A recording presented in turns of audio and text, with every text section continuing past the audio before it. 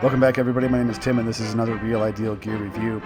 And today we're going to be reviewing a little bit of history, and the history specifically around a pocket watch from the 19th century. And the pocket watch seemingly was nondescript, very ordinary as far as just the purchasing of the watch, the possession of the watch, nothing really of importance.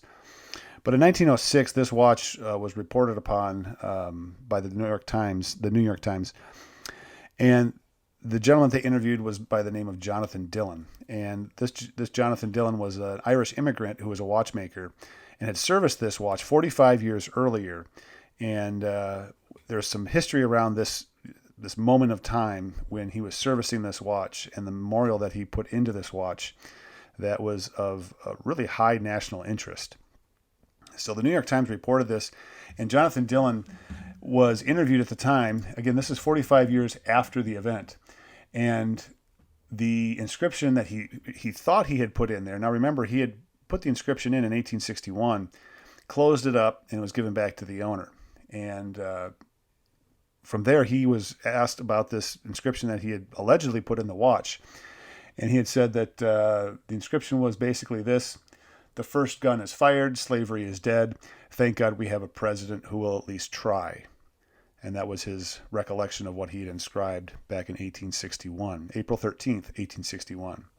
So rewind back to April 13th, 1861. He's at his bench. He's putting the watch back together. Mr. Galt, the store owner, comes in, shares with him that Fort Sumter had been fired upon, and he inscribed a message on the inside, on the movement, on the inside of the watch, closed it up, and it was given back to the owner, who happened to be President Abraham Lincoln.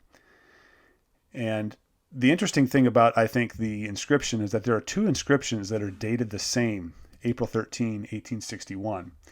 And the first inscription, pull this up here, the first inscription really was about, thank God we have a government. And to my conclusion, my personal conclusion, this is not a historical, I'm not a historian around this particular event. But my conclusion on this was that this was the message he was going to put in the watch initially. When he initially serviced the watch, he was just thankful that there was a government that was there to protect the people. And apparently he was a sympathizer for the anti-slavery movement, for the Union position on slavery. And I think when Mr. Galt came in and shared that message about Fort Sumter being fired upon, it was important enough for him to take apart the watch one more time and inscribe that message on the watch. So there's two messages of the same date, same vintage, both signed by Jonathan Dillon, which is also, to me, another piece to this, that signing your name twice, I think certainly makes sure that both messages are authored and memorialized by who wrote the message. But part of me thinks that maybe he was not recollecting that he'd already signed the earlier message, and he was going to sign his name anyway, which means, just kind of a stressful situation. There's just a lot of anxiety. The country is now officially at war, and so that's my take on this double inscription on the inside of the watch.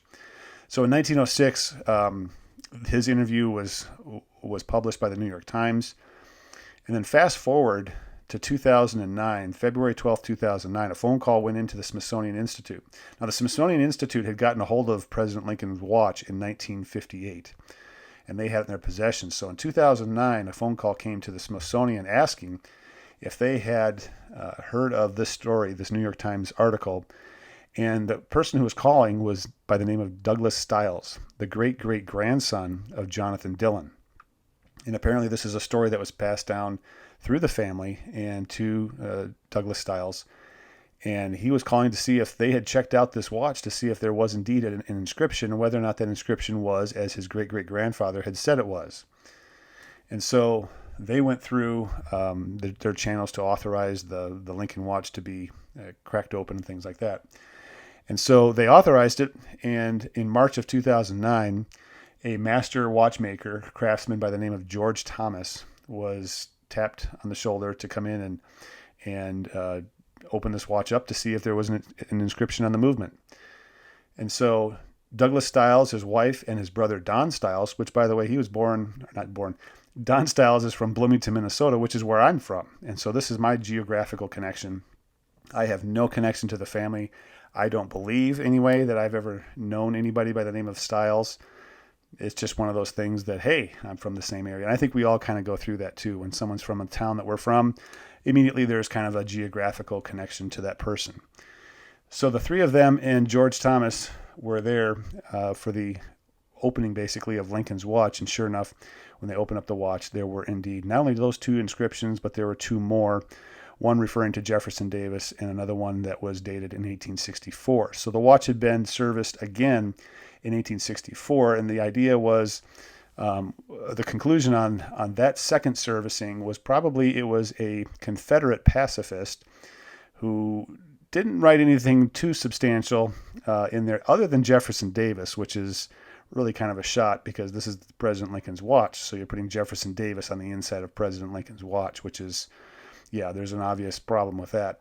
Basically, there are four inscriptions that are likely four separate inscriptions, or at least three of them, with the third one being a two-parter. This to me brings up, I think, just the importance that some of these everyday objects. Abraham Lincoln purchased this watch in the 1850s. Nothing really too substantial or too outlandish as far as pocket watches go. But he purchased this watch as kind of a symbol of success. He was not noted for, being the most well-kept person out there. And at the same time, he had this pocket watch, which was a visual declaration that I'm a successful person. And of course, we all know that Abraham Lincoln, he struggled with a number of things, a number of deaths in his family, professional failures, that led eventually to his being elected as president in 1860, and then his reelection in 1864. So there's just, I think, a number of things that when we look at a watch like this, ordinary watch, but it's owned by President Abraham Lincoln, one of the most important, probably the most important president in American history. And from there, you have all of these different memories that are attached to the inscription, April 13th, 1861. And so I look at this as a person of faith who, when I read the Bible and I see the story of the Israelites are crossing from the wandering in the wilderness into their promised land, and they were told to take some stones out of the Jordan River and stack them up as a memorial about what was happening at that time. Ordinary stones out of a river. But the fact that there was a story attached to it, the fact that there was a message for future generations about it, I think is really what makes those stones distinct and unique and important. And similarly, this Abraham Lincoln watch, the inscription on the inside is important. This was a time of high cost, high value, high return that this country was going to go after and finally finish the issue of slavery in this country. And it's one of those things that I look at and just think, wow, just a simple object can become such an important memory for an entire country. So there you go. That's kind of the historical nugget that I have for you, which is Abraham Lincoln's pocket watch. And I'll put the link to the New York Times article that interviewed Jonathan Dillon in there. Just a great little nugget of information for all of us to consider and just think about.